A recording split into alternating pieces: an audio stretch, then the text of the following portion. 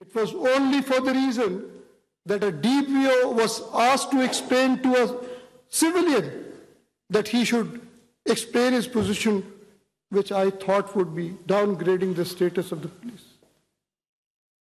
Why did I take notice?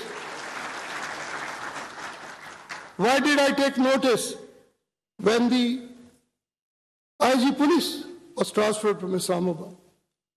Why? For the reason that he didn't take the phone call of a minister. Was he supposed to do so? And if he did, was it such a great sin on part of, or a fault on part of the IG of the police that he should face the transfer? I ensured that this should not happen. He got transferred respectfully, Mr. Jan Mohammed, where you are. He got transferred respectfully, but not on the basis of the... And that is what I wanted to strengthen. I wanted, sir, to depoliticize the police. I wanted, sir, that they should have their own command. I wanted, sir, that there should not be a forced dictation to them. I wanted, sir, that they should have a public confidence. They should be public friendly. And all what my wish has been, that has today been translated into a reality, and that is the report which has been submitted. I'm sure, and I'm grateful to the committee, that these recommendations are going to go a way long, particularly as far as the complaints against the police are concerned. The mechanism which has been developed of providing a self-remedy by itself is a great achievement. The self-accountability in the police. Yes, every day we come across so many complaints against the police. And unfortunately, for the non-registration of the cases, do you believe that our courts are choked? We are paralyzed for handling these 22A petitions every day. Not only the courts, the district judiciary, but also our superior courts, which prevents the courts from dealing with very serious and important constitutional and the matters pertaining to civil and the commercial law. I'm very sure this system which has been now provided, which has been supervised, scrutinized by the Pakistan's best criminal judge, Justice Asif Saeed Khan Khosa and Malik Manzoor Sir, that this is going to serve and lessen the burden on our judicial system, and the process of accountability shall improve. Let me make some general comments about what the Pakistan administrative setup has been and what should be done about it. Sir, unfortunately, our administrative setup, which includes, or the executive setup, which includes the police also, there have been abuses and misuses of power and authority. One can't say that there has been none. I can also not say with confidence that all the executive part has been free from extraneous considerations or even including a little bit of a corruption. I can't say with confidence. But I tell you one thing, that when the matters have come to the court of law, when those have been dealt by the judiciary in exercise of its power under the judicial review, all those vices which were detected, which were found in the administrative and executive limb of the state, I'm saying this with full confidence that those have been remedied and that has been corrected. But we at the same time have been telling the executive not to repeat these errors, not to keep on these defects in your judgments. For example, the defect of not giving a hearing, opportunity of hearing, not providing a person with the understanding of the legitimate expectation, the rules of promissory estoppel, the fairness, the transparency, all what we have been making a part or the ratio of our jurisprudence. Unfortunately, let me tell you, And I'm saying this, sir, with a little bit of sorrow and pain that those have not been followed on the executive side. Same errors have been repeated time and again. Even today, in our criminal system, we find that the investigation was poor. For what reason? That the recovery of the empty and the recovery of the weapon, those have been collectively, simultaneously sent for the forensic examination, which has been one of the causes, which has been one of the reasons condemned, and on account of that, the prosecution had failed. But still today, we find this kind of a flaw in the investigation process.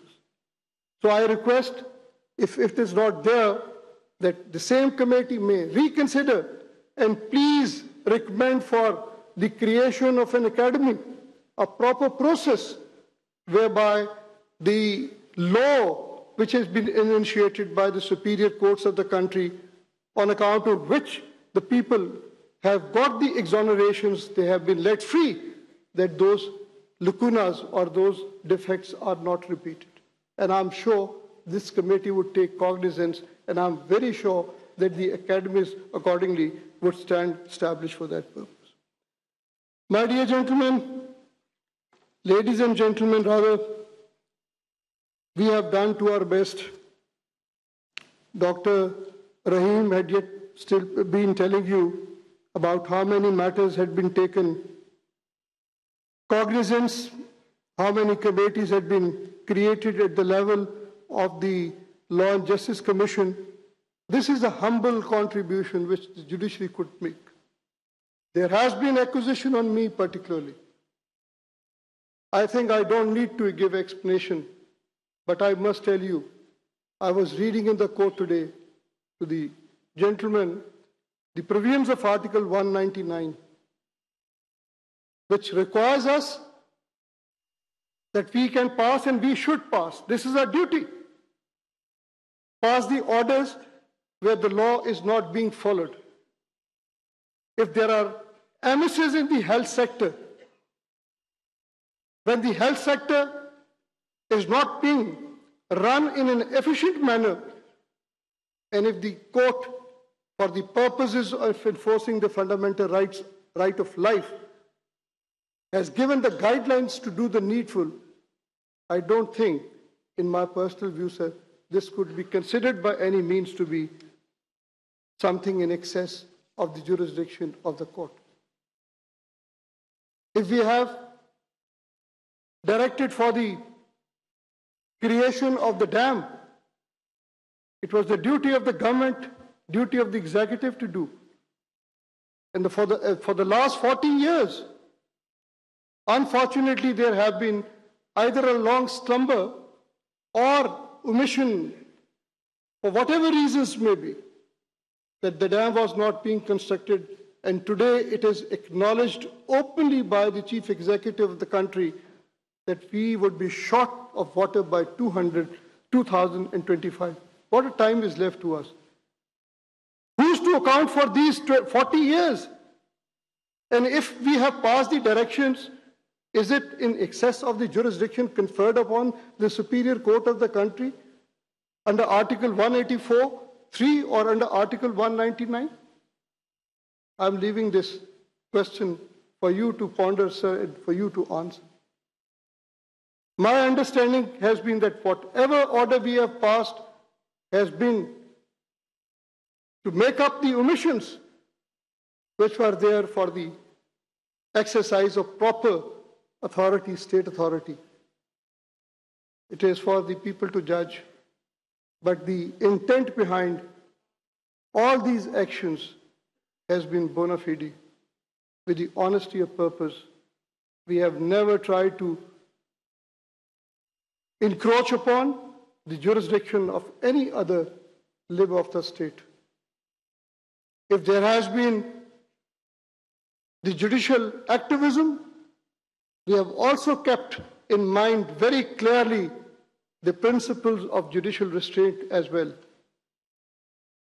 And I am grateful to the Allah Almighty that in last few years' time, this judiciary, mashallah, mashallah, has developed the confidence of the people of Pakistan. If you want to look at the confidence,